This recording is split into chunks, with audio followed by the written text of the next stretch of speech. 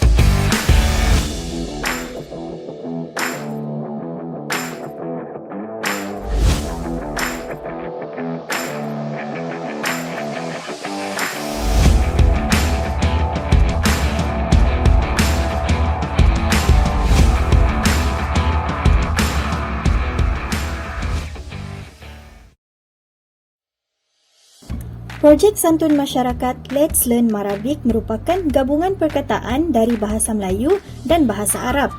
Program ini adalah bertujuan untuk berkongsi pengetahuan tentang bahasa Arab dengan bimbingan yang mesra pelajar.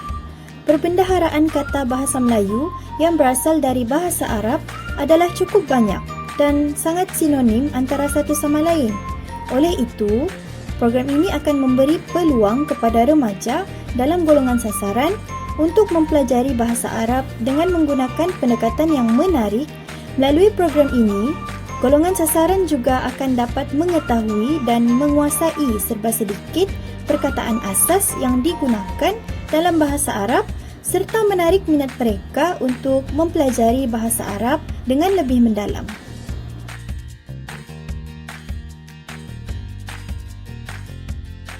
Berdasarkan borang maklum balas yang kami edarkan kepada para peserta sejurus selesai program ini, kami dapati bahawa kesemua peserta menganggap bahawa bahasa Arab ini mudah setelah menyertai program ini.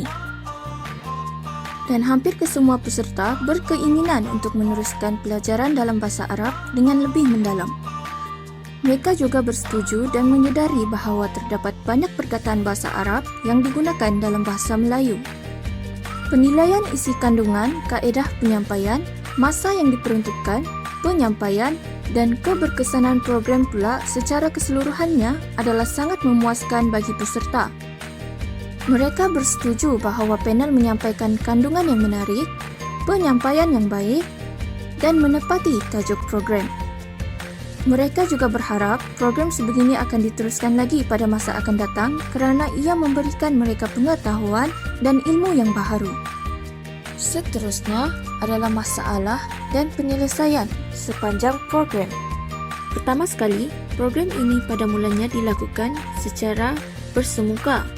Namun, disebabkan kekangan COVID-19, kami terpaksa menukar program tersebut kepada program atas talian dan dibuat menerusi Google Meet. Kedua, kesukaran dalam berhubung dan mendapat alamat surat menyurat pihak Rumah Kanak-Kanak Kota Kinabalu disebabkan nombor telefon dan alamat yang tertera di laman web tidak dapat dihubungi. Oleh itu, kami telah mendapatkan nombor telefon Pengetua Rumah Kanak-Kanak Kota Kinabalu dan alamat surat menyurat yang betul melalui Headquarters Rumah Kanak-Kanak Kota Kinabalu di Jabatan Kebajikan Masyarakat Kota Kinabalu. Seterusnya, kami terpaksa mengubah dan mencari perancangan aktiviti yang sesuai untuk dilakukan kerana program dijalankan secara atas talian. Oleh itu, kami telah berbincang dan berkongsi pendapat untuk menghasilkan aktiviti yang sesuai dijalankan secara atas talian serta menarik perhatian peserta. Akhir sekali adalah masalah teknikal dan rangkaian internet yang mengganggu kelancaran program. Namun, dengan adanya sikap saling bantu-membantu sesama ahli jawatan kuasa, kami berjaya mengatasi masalah tersebut. Seterusnya adalah cadangan penambahbaikan program pada masa akan datang. Pertama, berurusan dan berhubung dengan pihak berkepentingan sekurang-kurangnya sebulan sebelum program dijalankan bagi mengelakkan gangguan dalam kelancaran program yang telah direncanakan. Kedua, mencari hari yang lebih sesuai bagi program agar lebih banyak penyertaan. Ketiga, menyediakan keperluan atau alatan berkaitan program dengan lebih baik dan teratur agar program lebih berjalan dengan lancar. Keempat, sentiasa menyemak semula jumlah peserta yang akan menyertai program sehari sebelum program itu dijalankan. Kelima, menyediakan kit model kepada para peserta agar mereka boleh memanfaatkannya dalam jangka waktu yang lebih lama. Keenam, menyediakan video animasi sebagai platform tambahan agar sesi tersebut menjadi semakin menarik. Akhir sekali, memastikan rangkaian internet kuat sebelum program berlangsung. Seterusnya adalah falsafah, teori, dan kaedah pendidikan yang digunakan sepanjang program berlangsung. Pertama sekali, projek ini ada menerapkan unsur-unsur yang disebutkan dalam falsafah pendidikan kebangsaan, di mana aktiviti-aktiviti yang dijalankan dalam program ini mampu untuk membentuk potensi individu secara menyeluruh dan bersepadu dari segi jasmani. Misalnya, sesi energizer melibatkan pergerakan fizikal para peserta menyebabkan mereka lebih cergas dan bertenaga sepanjang program. Seterusnya, dari aspek intelek, sesi sharing Let's Learn Marabik dan slot game mampu mengembangkan potensi intelek para peserta kerana mereka melibatkan kemampuan memahami, daya fikir, menganalisis maklumat dan segala yang berkaitan bagi menelaah ilmu baharu serta menjawab soalan-soalan dalam slot game. Aktiviti-aktiviti yang dijalankan turut berkeupayaan untuk memberi pengalaman dan kenangan yang baharu buat para peserta, di mana semua ahli jawatan kuasa usaha untuk meraihkan setiap emosi dan tingkah laku para peserta. Kami yakin bahawa hal-hal sebegini membantu dalam pembentukan emosi dan rohani para peserta. Seterusnya adalah teori behaviorisme, iaitu teori tingkah laku. Teori ini dipraktikkan menerusi slot game yang menyediakan hadiah kepada para peserta sekiranya mereka mampu untuk menjawab soalan-soalan yang disediakan dengan betul. Dengan adanya ganjaran ini, dapat dilihat sewaktu slot tersebut diadakan, semua peserta lebih bersemangat dan bersungguh-sungguh untuk mengambil bahagian dan menjawab soalan dengan betul. Hasilnya, semua kumpulan berjaya menjawab semua soalan dengan betul dan diberi hadiah. Selain itu, program ini menggunakan model Marabik sebagai bahan untuk memberi pendadahan kepada para peserta mengenai perkataan-perkataan bahasa Arab yang wujud dalam persekitaran mereka tanpa mereka sedar. Hal ini bertepatan dengan Thoriqah Mubasyarah, iaitu sesuatu metode pengajaran yang mengaitkan apa yang diajar dengan persekitaran dan menggunakan bahan bantu mengajar. Dalam slot sharing Let's Learn Marabik, pelbagai bahan bantu mengajar digunakan bagi membantu para peserta dalam memahami topik yang disampaikan. Program ini juga turut menyerapkan Thoriqah Ittisoliyah, di mana dapat dilihat sepanjang program semua ahli jawatan kuasa berusaha untuk mewujudkan komunikasi dua hala dengan para peserta walaupun dalam keadaan tidak bersemuka. Metod ini juga digunakan dalam slot sharing Let's Learn Marabik, di mana para fasilitator mengajar para peserta dengan membaca ayat atau perkataan dan diikuti atau diulang oleh para peserta.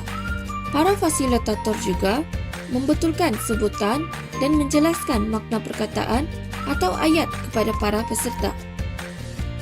Dengan ini, program menjadi lebih meriah dan tidak bosan kerana wujudnya interaksi dua hala antara ahli jawatan kuasa dan para peserta.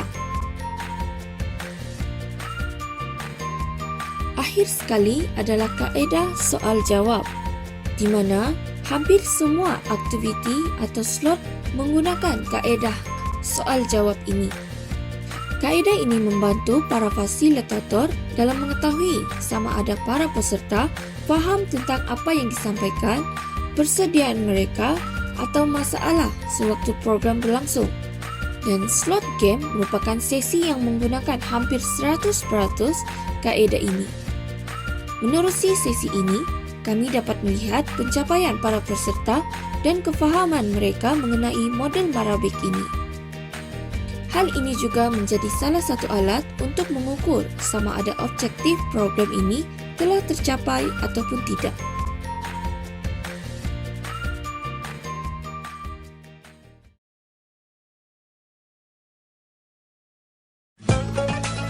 Firdaus, tak ku berhenti. Pria, ku kejar mimpi.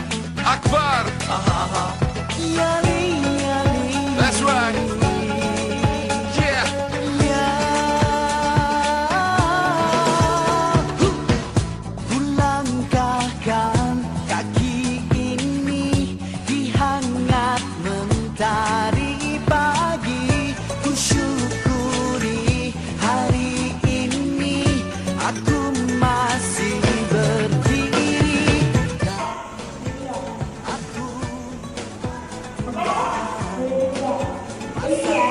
Kumpulan satu. Kamu mau putih? Putih? Okey. Kumpulan satu. Kumpulan putih ya. Abiak. Terima kasih. Ya, kalau kita matikan dia zoom dia, itu dikatakan masjid. Kalau kita sebut full masjid. Okay. Faham?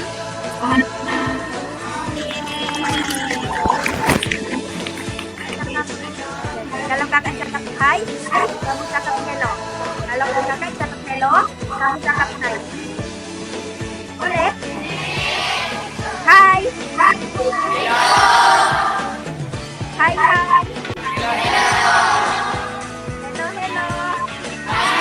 Ya, imamun tu imam lah. Itu alimun berilmu. Jadi dia imam yang berilmu. Gitu. Itu ini untuk ayat ni lah. Kalau orang tanya lagi,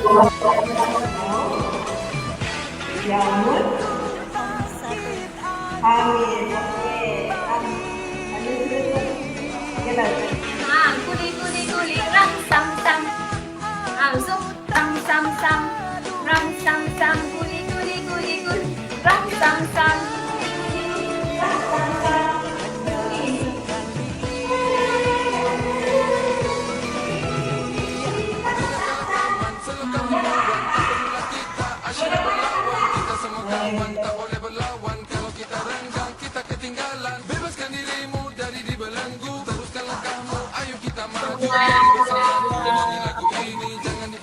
Perkataan ayat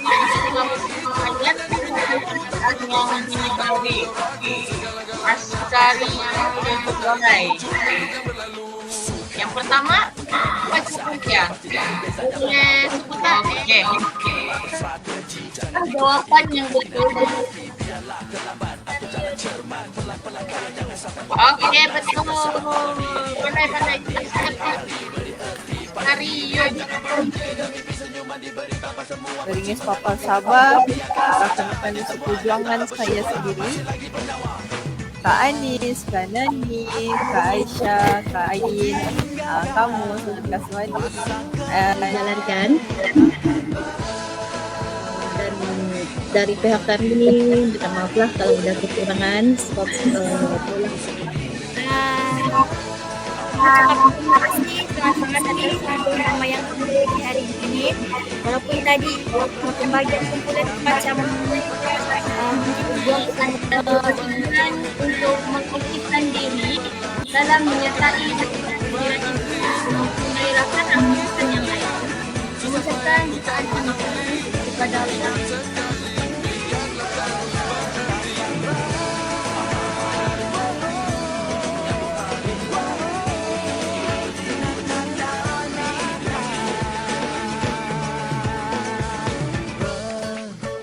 Lari.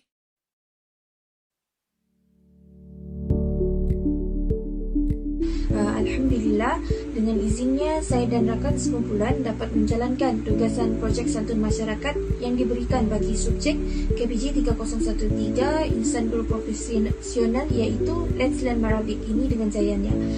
Terlebih dahulu, saya ingin mengucapkan ribuan terima kasih kepada pensyarah kami Dr. Nazri bin Atoh, rakan-rakan sekumpulan dan semua yang terlibat dalam menjayakan pelaksanaan projek ini sama ada secara langsung maupun tidak langsung. Terdapat banyak perkara yang saya dapat sepanjang pelaksanaan projek ini. Pertama sekali, saya pelajari pelbagai nilai-nilai murni sebelum, semasa dan selepas program Let's Learn Marabik ini dijalankan. Antaranya ialah nilai bertanggungjawab dan beramanah, di mana dapat dilihat bahawa setiap ahli kumpulan sangat beramanah dalam menyiapkan setiap agihan tugasan yang diberikan serta bertanggungjawab menyelesaikan setiap masalah yang timbul. Di samping itu, melalui pelaksanaan projek ini, saya sedar bahawa kerjasama dan toleransi sesama ahli kumpulan itu sangat diperlukan dalam memastikan sesuatu perkara itu dapat dilakukan dengan lancar dan baik. Saya juga mempelajari nilai syukur dengan nikmat yang kita ada kerana tidak semua yang kita miliki itu ada pada orang lain. Dan saya sedar bahawa ramai orang di luar sana yang ingin belajar bahasa Arab namun tidak mempunyai peluang tersebut. Oleh itu, peluang dan nikmat yang ada ini akan saya gunakan dan manfaatkan sebaik mungkin. Seterusnya, projek ini juga membantu meningkatkan aspek pengetahuan dan kemahiran bersosial dalam diri saya. Sebagai contoh, demi menjayakan program ini, kami perlu berurusan dan berinteraksi dengan pelbagai pihak seperti kaki tangan rumah kanak-kanak Kota Kinabalu dan pihak kebajikan masyarakat Kota Kinabalu. Kami juga perlu mewujudkan interaksi dua hala yang menarik dengan peserta agar mereka tidak bosan sepanjang program. Aspek ini amat penting terutamanya bagi kami sebagai bakal guru. Oleh itu, secara tidak langsung, program ini melatih diri saya dalam mempersiapkan diri untuk menjadi seorang guru. Akhir sekali, saya juga mendapat pengalaman mengendalikan program atas talian, di mana melaksanakan program atas talian ini bukanlah sesuatu yang mudah dan mempunyai pelbagai cabaran yang tidak disangka-sangkakan. Antaranya ialah masalah rangkaian internet yang menyebabkan kelancaran program terganggu. Namun, perkara tersebut secara tidak langsung melatih diri saya untuk berfikir mencari jalan penyelesaian bagi masalah yang timbul secara tiba-tiba. Jelaslah, projek santun masyarakat ini sangat membantu dalam meningkatkan kemahiran insaniah yang ada dalam diri kami. Selepas melaksanakan tugasan projek santun masyarakat ini, iaitu nama program kami Let's Learn Marabik, terdapat banyak perkara yang saya telah pelajari. Antaranya ialah pengalaman mengendalikan program secara dalam talian, sedangkan program ini lebih sesuai dilaksanakan secara bersemuka. Hal ini kerana dalam program ini mengandungi slot-slot yang memerlukan kepada pergerakan secara dua hala antara ahli jawatan kuasa dan para peserta seperti slot ice breaking dan slot energizer. Namun disebabkan oleh situasi yang tidak mengizinkan, maka kami hanya dibenarkan untuk melaksanakan program ini secara maya sahaja. Pada awalnya saya tidak begitu yakin dengan perjalanan program ini kerana saya dan ahli kumpulan saya tidak mempunyai pengalaman untuk mengendalikan program sebegini secara dalam talian. Namun berkat kerjasama, sokongan, kata-kata positif antara kami, akhirnya kami dapat melaksanakan program ini dengan jayanya. Saya juga sangat kagum dengan kerjasama dan komitmen daripada pihak Rumah Kanak-kanak Kota Kinabalu dalam menyediakan kemudahan-kemudahan teknologi yang telah kami senaraikan agar adik-adik di sana dapat turut serta dalam program kami. Selain itu, saya juga adalah merupakan salah seorang tenaga pengajar dalam program ini bersama dua orang lagi ahli kumpulan saya. Secara hakikatnya, rasa tidak percaya diri itu sentiasa ada dalam diri saya kerana saya adalah seorang yang kurang berkeyakinan diri. Apatah lagi, program ini adalah melibatkan komuniti. Namun saya tetap teruskan juga kerana ianya adalah salah satu daripada tugas dan tanggungjawab saya, dan saya fikir bila lagi mau cabar diri kan. Jadi jika kita inginkan perubahan dalam diri kita, kita hendaklah berani untuk mencuba sesuatu perkara yang belum pernah kita lakukan. Maksudnya di sini adalah keluar daripada zon selesa kita lah.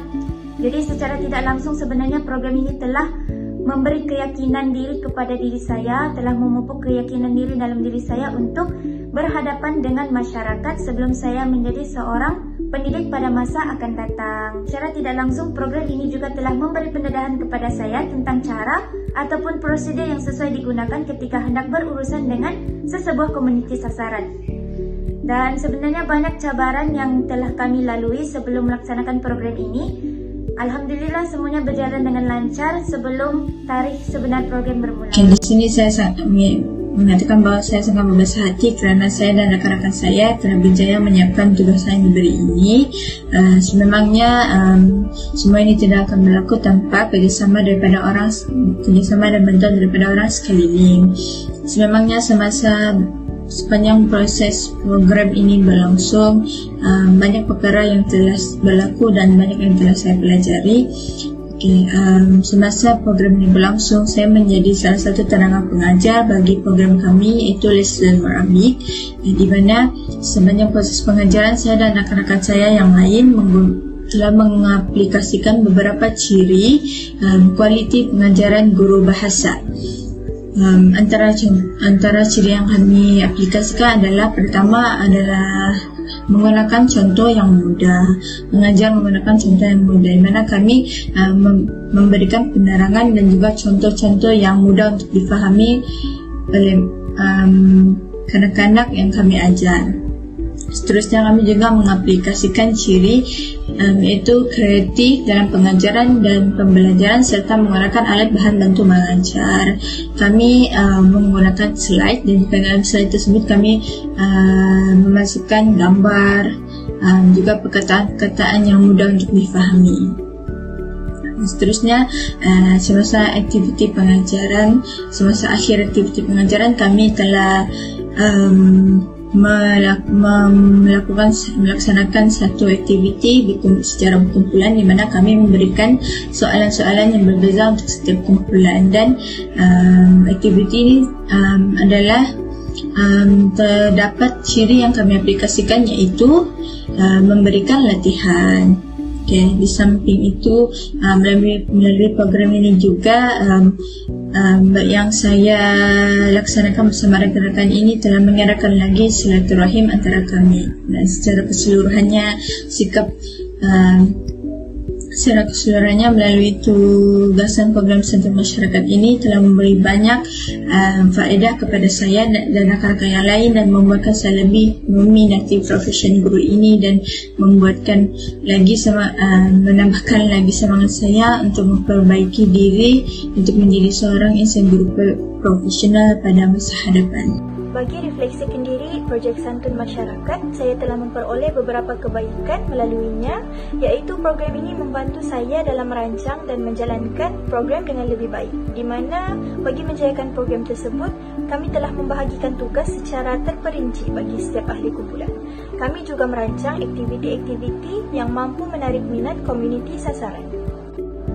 Yang kedua pula adalah program ini membantu dalam mengasah dan meningkatkan kemahiran komunikasi dengan orang lain, di mana saya bertanggungjawab sebagai facilitator dalam aktiviti icebreaking, dan saya perlu berkomunikasi dengan para peserta dan memberikan mereka arahan dengan baik agar mereka juga dapat memahami arahan tersebut dengan mudah. Yang ketiga pula adalah program ini membantu kami untuk lebih bersedia menghadapi situasi luar jangka, di mana pada awalnya program ini ingin dijalankan secara bersemuka, dan kami pun telah membuat beberapa perancangan aktiviti bagi program tersebut, tetapi atas beberapa kekangan ianya terpaksa dijalankan secara atas talian.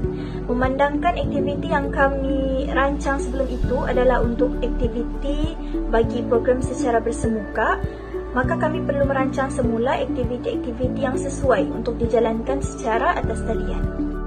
Namun begitu, terdapat juga kelemahan yang ada pada program tersebut di mana kami menghadapi sedikit kesukaran dalam mengendalikan aktiviti.